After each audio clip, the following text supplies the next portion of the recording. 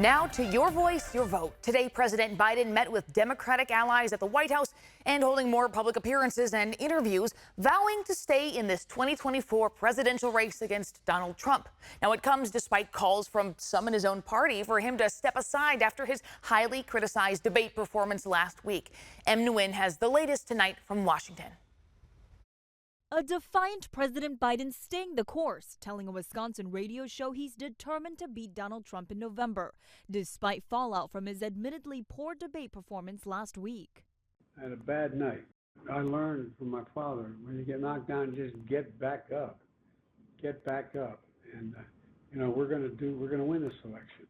The president publicly standing firm, but privately, sources say Biden has acknowledged the next few days will be critical in determining whether he stays in the race. They said the president told at least 2 people he knows he has to perform well on upcoming appearances, including Friday's interview with ABC's George Stephanopoulos. The president, though, stumbling through parts of the 20-minute radio interview, accidentally giving credit to Trump before catching himself. And he wants to I want to strengthen Medicare and Social Security. He wants to cut Social Security and Medicare. Still, the president sought to quell concerns last night about his mental acuity and his re-election path forward during a meeting with Democratic governors. Feedback was, we are all looking for the path to win. Meanwhile, former President Trump was allegedly caught on camera speaking poorly of the president and Vice President Harris. Trump appearing to be playing golf with his son Barron, according to the Daily Beast, and allegedly calling Biden broken down and Harris so expletive bad. The Biden-Harris campaign slamming Trump for his alleged comments with the list of accusations he's bad at, including lying and taking away women's rights. So far, 2 Democrats have broken ranks and called on Biden to step aside. Now, sources say Biden believes he's still the candidate to defeat Donald Trump, but that he's keeping an open mind about the path forward. And about last night's meeting between Biden and Democratic governors, Newsom was in attendance. He shared his thoughts on social media last night, saying, "I heard 3 words from the president tonight. He's all in, and so am I. Joe Biden's had our back. Now it's time to have his." And just hours ago, Newsom attended a political rally in Michigan in support of President Biden and Vice President Harris's campaign. After the event, Newsom sat down with our sister station for a one-on-one interview, and we asked him what he has to say to Californians who have concerns of him participating in national politics as the state deals with a dangerous heat wave, wildfires, and important deadlines this week in the legislature. Here's what he had to say. I'm here taking my personal time to focus on democracy and freedom and focusing on a record of accomplishments under the Biden administration, second to none, on changing the way we produce and consume energy to address precisely the issue that we are addressing in California. And of course, we're leading the nation as it relates to strategies around extreme heat. I announced just yesterday before I left our State Operations Center and our extreme heat strategy that we laid out, a vision a couple years ago, in cooling centers throughout the state.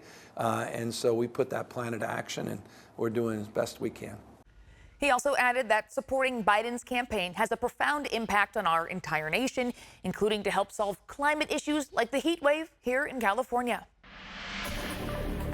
All right, California voters will be weighing in on some important topics in November. In addition to the measures that already qualified for the ballot by gathering enough valid signatures, last night was the deadline for state lawmakers to vote on measures brought through the legislative process. And vote they did. Altogether, we'll have 10 ballot measures with topics including crime, health care, rent control, and taxes.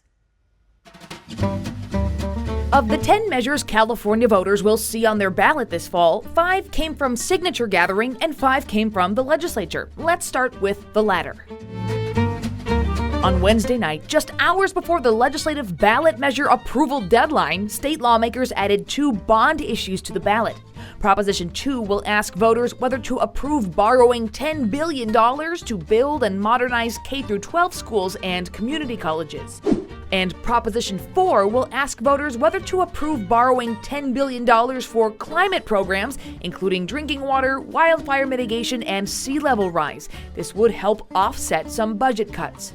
On the topic of marriage, Proposition 3 would amend the state constitution to remove outdated language enacted by the passage of Prop 8 back in 2008, which says only marriage between a man and a woman is valid or recognized in California.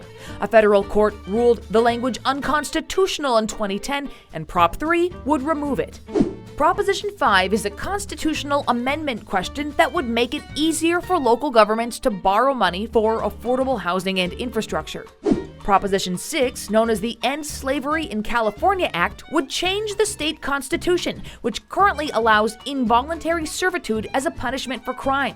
The measure's supporters say that amounts to inmate slavery. Now to the voter-initiated ballot measures, each of which required hundreds of thousands of valid signatures. Proposition 32 will ask voters whether to raise the state minimum wage to $18 an hour. It's currently at $16, with the exception of most fast food workers who are paid $20 an hour through a law that went into effect back in April.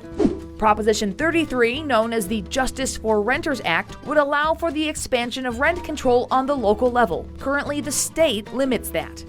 Proposition 34, as Cal Matters puts it, would require certain health providers to use nearly all revenue from a federal prescription drug program on patient care. Sponsored by the Trade Group for California's Landlords, this measure is squarely aimed at kneecapping the AIDS Healthcare Foundation, which has been active in funding ballot measures. Stay with me, we've got just two more. Proposition 35 would permanently enact an existing tax on managed healthcare insurance plans to help fund Medi-Cal. Last and possibly most controversial, Proposition 36 is the number given to the controversial measure we've been reporting on for weeks now. Backed by a coalition of business groups, district attorneys, and local officials, the Homelessness, Drug Addiction, and Theft Reduction Act would roll back Prop 47 that was passed by voters in 2014 and often blamed for California's crime, since it reduced penalties for certain theft and drug crimes. Opponents of Prop 36 say it's overly zealous and could lead to over-incarceration. Those in favor say it's the crackdown on crime voters have been asking for. Whew, if 10 ballot measures seem like a lot to decide, for California, it's actually not. According to Cal Matters, back in 2022, we had just 7 measures, and at the time, that was the smallest number of ballot measures in more than a century, making this year's total of 10 the second smallest. And stay with ABC 10, we'll have a detailed breakdown of each measure in coming months.